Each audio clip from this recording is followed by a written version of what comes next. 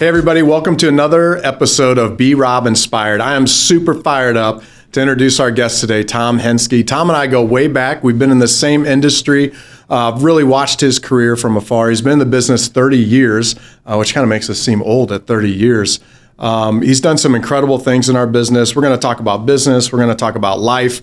We're going to talk about passion and having a drive for what it is that we do in life. Tom, welcome to the show. Thanks for having me. Well, take us back to the beginning. So I want to talk about your days as a soccer player. Not only a soccer player, a very accomplished soccer player. Two-time All-American, three-time NCAA championship. Did I say that right? You did. That's incredible. So is that where it all started? Where did we get the drive and the guy that's Tom today? How did it all start? How did you start to put this stuff together, not only personally, professionally, but take us back to Virginia? Yeah, it's probably started a little before that because the soccer had to happen before I actually got to Virginia. I'm embarrassed to tell you this story. So my father had a job, and we didn't have a whole lot of money in our house, but his boss gave him these audio tapes of Tony Robbins. It's Personal Power, whatever it was, 30 audio tapes that he brought home, and he didn't listen to them, and he put them downstairs in the basement. So what I did was every night I would go and steal one of the tapes and I would put a Walkman. Yes, I just said that, a Walkman. For those of you who don't know what that is, you probably have to Google that, but it's basically, that was our version of a sound machine with not iPods, but you get it. Anyway, so the point being, I got these tapes and I would listen to them at night. And I realized that in order for me to be able to go to college and to have it paid for, I needed to play a sport. So I really liked basketball. Unfortunately, that wasn't going to get it done. So we moved to a town where they played soccer. And so I was in fourth grade, which you'd think, wow, you're young, fourth grade. But no, in soccer, fourth grade is really starting late. So I just was terrible. I wasn't a good player, but everyone always needs a goalie. And they always say, yeah, put the overweight, like uncoordinated kid in the goal because it's not a big deal, and that's what I did. And so I played goalie just because I wanted to fit in with the other kids, and then it became a thing to be able to pay for college. And then there was a guy at Virginia who was their goalie whose name was Tony Miola. And Tony Miola was the be-all, end-all of soccer in our country during his years in college. So I had no desire to go to University of Virginia because I would have clearly sat behind him and not gotten any scholarship money. So I really wanted to go to Duke. And so I wanted to go to Duke since I was in seventh grade. And Duke had zero interest in me at all. They had a goalie who was ahead of me. He was on scholarship. And they had no desire. They wouldn't even give me a recruiting trip down to go look at the university. Wow. So I'm sitting at home. I get a phone call one day, and this is back, when you had the phone cord that you would wrap around 3 walls so your parents couldn't hear. And it was Tony Miola. And he said, just so you know, I know you didn't want to come to Virginia, but I'm probably going to leave to go pro. If we beat Trinidad in the CONCACAF qualifiers and we go to the World Cup, I'm not coming back. Wow. So you should come look at it. And went down on my recruiting trip, and then the rest was history. That's amazing. So very accomplished professional in the financial services world, the financial planning world, specifically with the niche in life insurance. How did you parlay that career from soccer? How did that all begin? I couldn't get a job, right? So I had no desire to get into the work world. When I was in college, it was all about getting ready to go play pro. So I was all set to go play pro in Argentina. In fact, I even took classes over the summer to graduate in 3.5 years. So where our kids today are more on the 5-year plan, I was on the 3.5-year plan so I could get out. And with 2 weeks left in the season, went up for a ball. As you know, I was a goalkeeper, dislocated my shoulder. So I had to get surgery. So then that was the year the World Cup was coming in '94 and the MLS was starting. And I said to myself, okay, no big deal. I'll get the surgery and I'll play for the MLS for a year and then go back down to Argentina. Well, P.S., Goldman Sachs, JP Morgan Chase, or whatever it was called at the time, all these companies rolling through the University of Virginia. And I was not meeting with any of them because I really just had no desire. When my surgery went well, but not well enough, and my career was over, I had to get a job and I couldn't get one. Oh, man. So that's what happened. So I had a buddy of mine who played at Cornell that I grew up with that was at a company called Cowen Financial Group. And I ran into him on the street, and literally he said to me, "You should come and interview with us. My general agent gives us $25 for every person we get to come interview. I'll come in and interview, and we'll use the money to go get lunch." So we did that. Sounds like a good plan. Yeah, we're at lunch. Says, "What'd you think?" I said, "I thought it was great." And he said, "Well, my dad works here too. I could probably get you the job." And I said, "Sure," because I had nothing better going on. Wow. And then tell me about the first couple years, trials, tribulations, and then how did Linux come about? How did your success in this business come about? Kind of give us the parlay. Yeah, I had a lot of failure along the way. So, even back to soccer, I got injured again after my first year. And then being the person who was coming in to replace Tony Meola, I found myself platooning and not even being a full-time starter. So that didn't go so well. But it's funny that those trials and tribulations led to making the insurance industry really easy. Because you're just used to failure, right? So I'm used to failure. I'm used to like playing in front of a lot of people. All the things that would usually freak people out didn't freak me out. And so my first year did not go well in this business. I think we were on commission. I earned $13,000 my first year. My mother said to me one night, because I was living at home, said, "I'm really proud of how hard you're working, but don't they feel bad that they don't pay you?" She didn't really understand commission sales. And 13,000 probably didn't go very far. No. Well, so yeah, it was okay if you're living at home, but it's like, I don't know anyone who fancies living at home in their 20s, right? So yeah, so then I basically hung in there. The CEO of the company was a guy named Howard Cowen. Howard Cowen said, "Who is Tom Henske and what is he still doing in my company?"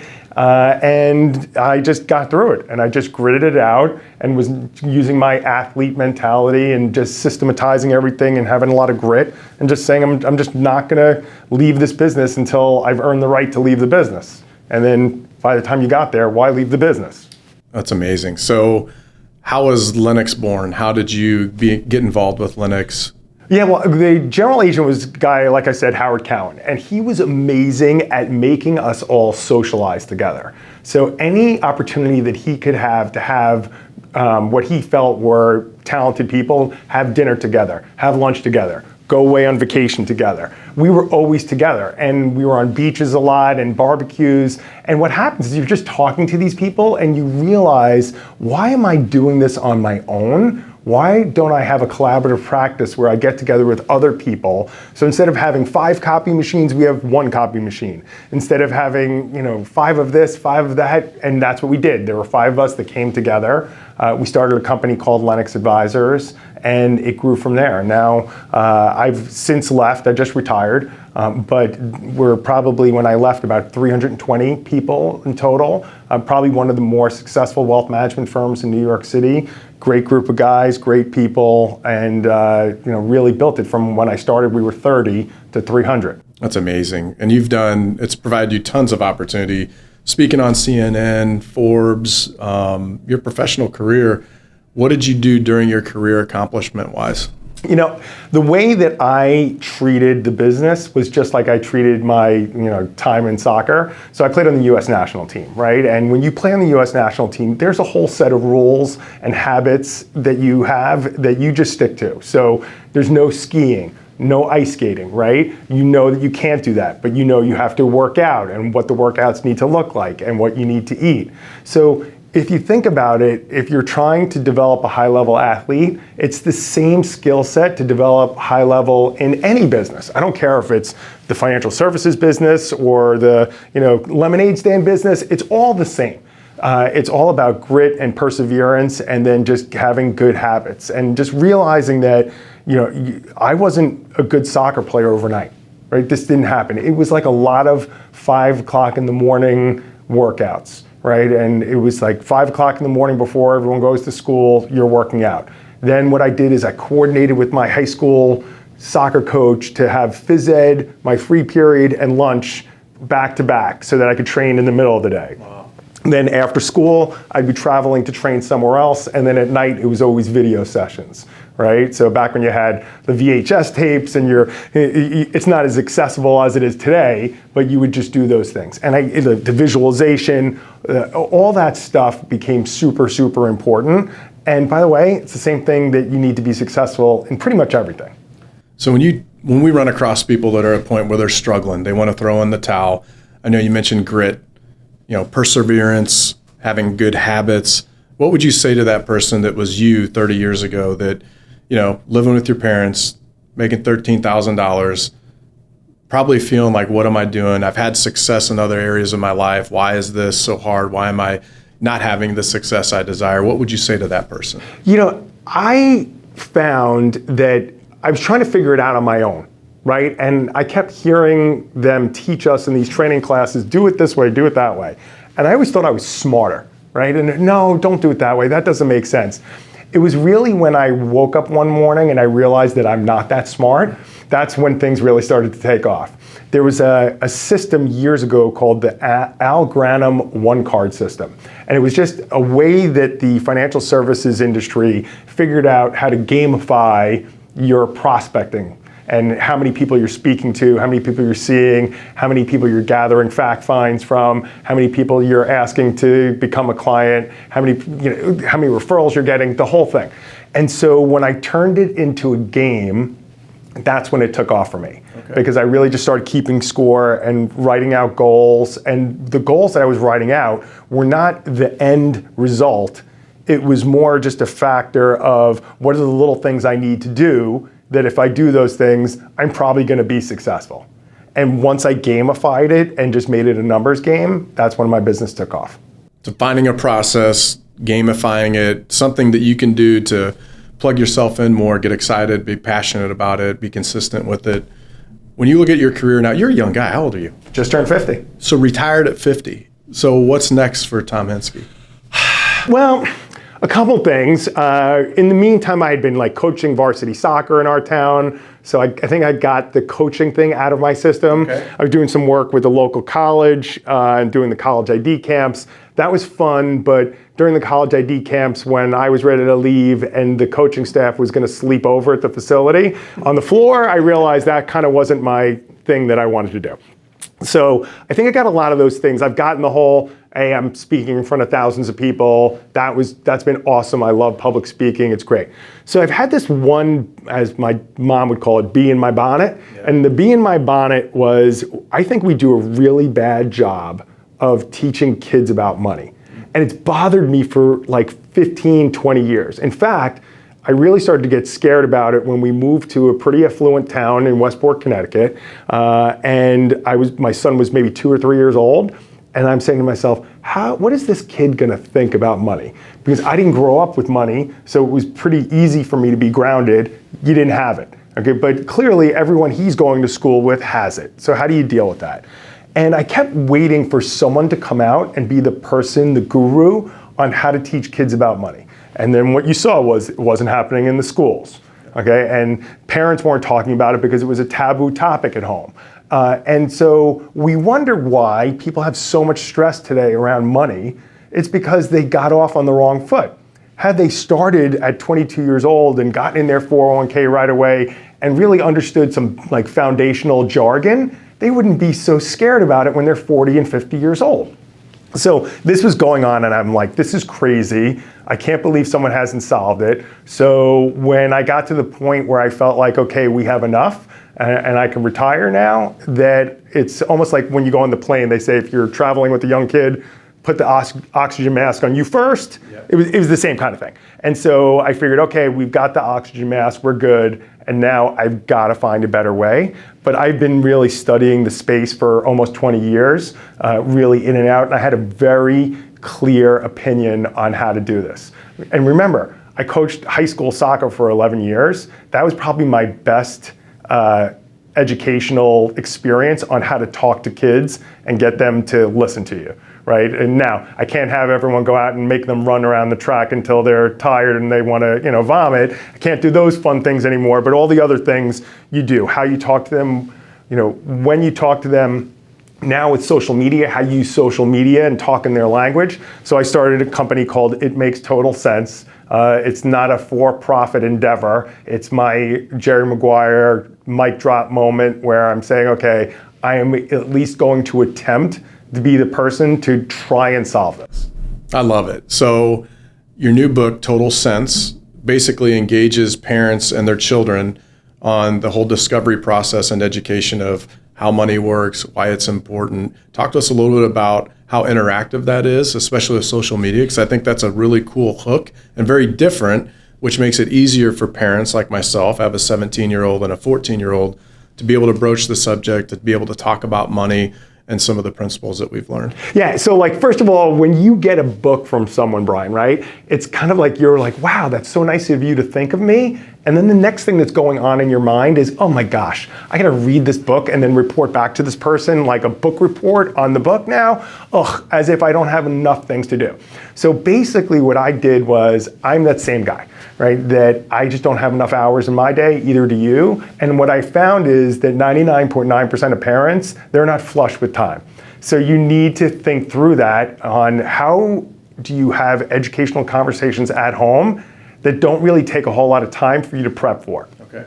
So I said, okay, I'm gonna write a book, 120 pages, so think small, like Who Moved My Cheese, Yep. okay? And my shtick is, don't read it cover to cover. Okay, whatever you do, I'm the only author telling you don't read his book cover to cover. Yeah. So, but what I wanted people to do is to read one chapter a month.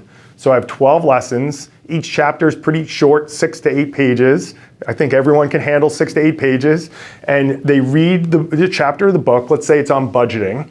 At the end of the book, there's a QR code. The QR code takes you to the website that has all the resources that you would need.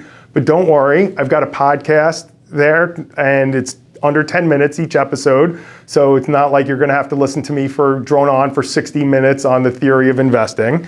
And you get your 10 minutes of Tom Henske being the coach in the locker room and getting you excited to say, hey, tonight at dinner, you're gonna talk about budgeting. Here's what you're gonna ask, and here's how they're gonna answer. So I've tested it in my own home with my kids' friends. I've had them come over. I've had some really great evenings where I rocked it out.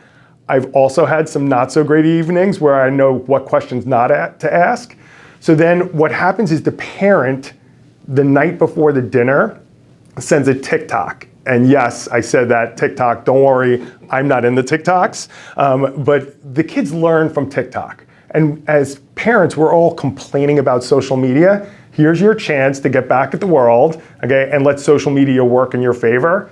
So you send your child the TikTok on whatever the subject's gonna be. They're like 30 seconds to a minute, right? What happens is that once your child looks at that TikTok, it triggers the algorithms so that more personal finance TikToks come into the system. And so now you've got them curious, you have the dinner time conversation, it's Socratic method, so you're only asking questions, you're not holding yourself out to be Warren Buffett, and then you have the conversation and you let it drop for a month. So anybody can do this? Okay, anybody can do it. I did not want to make it that you had to be a financial advisor to have this conversation. Excellent. We're talking lowest common denominator, but it's really just stimulating conversations and the curiosity. If you make your kids curious about subjects, they'll figure it out. They know where to go to get more information. And you're just trying to give them an understanding of certain jargon and certain concepts so that when they get to that point in life, that they're not caught off guard and feeling like not intelligent or uneducated on it, that, oh yeah, I've heard of that compound interest before, I get it. I love it. So the idea is by the end of this book, by the end of the interaction, what's the hope? Okay, so if I could wave my wand, okay, that you've got 12 months of what I feel are the 12 most important subjects. Now, in number 12 or 11 or 10, could you argue and say, well, maybe something else? Maybe. But what happens is at the end of that 1 year, if you did it one per month, now all of a sudden you've taught them a baseline of information and things like this are going to happen. A tree is gonna fall down in the backyard. It's going to crash on your neighbor's lawn. Your kids are going to ask, gee, I wonder if our insurance policy covers that. Well, they would never think to ask that unless you talked 1 month about insurance. Right. Or with this whole thing that's going on with crypto and investing. They would never engage you in a conversation on that unless you talked about it once before. So that's the best place for kids to learn, like in their own home with real things. How much is the mortgage?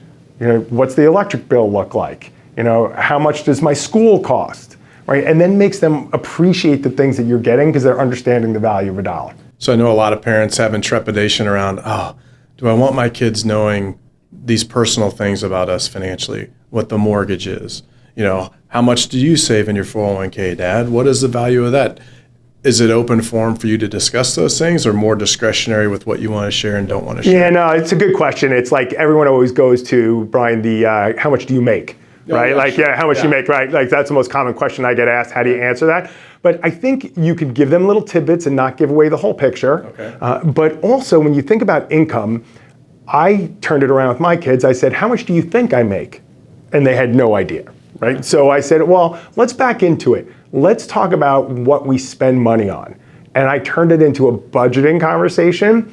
And it was interesting. So my son, he looks at it and he says, oh, so let's say it was, I'm going to just make $100,000 a year were the expenses, right? Then he said, oh, so you make $100,000 a year? No, okay, because there's this thing called taxes. Boom, now we've got a conversation of tax. Okay. And wait, we can't just like make enough money to pay for things, we have to save, right? So there are so many conversations that you could have that are all offshoots, and you could just say, look, I'm not ready to talk about how much I make, but let me help you figure it out. Okay, I love it.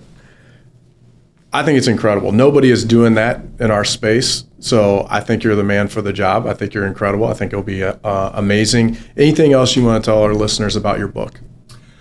No, I just think it's easy. I've created this with a time crunch in mind. So the only real time, new time I feel the parents are putting in are the 10 to 15 minutes to read the chapter, the 10 minutes to listen to the podcast, and the 30 seconds that it takes you to send your kids the link for the TikTok. The other time, you're already having a conversation at dinner. Think about this for a second. How many times do you go to dinner and ask your kids, so tell me about your day? And I don't know, you've got teenagers, so do I. The answers are good. Fine. Okay, fine. Okay, any tests? No. Any grades back? Not sure. Like you get one-word answers. By just asking them questions and letting them talk, they've been the best conversations that we've had in our household because it's engaging and they're thinking and we're talking about a lot of different things. By the way, Bri, think about this. You want your kids to talk to you about drugs or alcohol before it happens, or sex, or whatever the conversation that's uncomfortable to have, you better hope that they feel comfortable talking to you about it. When you talk about money, you're trusting them with an adult conversation. All the studies are showing, you get them comfortable and making them feel adult, they'll have adult conversations with you. And as parents, I don't know about you, that's really what I hope for, that when something happens, that they're coming to me first, and they're letting me be the one to help guide them. I think that's fantastic. And you're right. If you have that adult conversation, you let them in on some of the personal things with your life and have them kind of self-discover the answers that they're seeking, they're going to have that innate trust to come back to you and have the important discussions about the important things in life, as opposed to fine, good, okay. I love that. I think that's genius. Well, man, thank you so much for coming on to our show today. If you want to grab Tom's book, Total Sense, where could they find that book? Amazon. Perfect. Henske, Amazon. It makes total sense. You'll find it. It will come up. Amazon has a way of getting to you. Don't worry. Awesome. Well, thank you very much. Go grab his book, engage with your kids, and until next time, thank you for tuning in.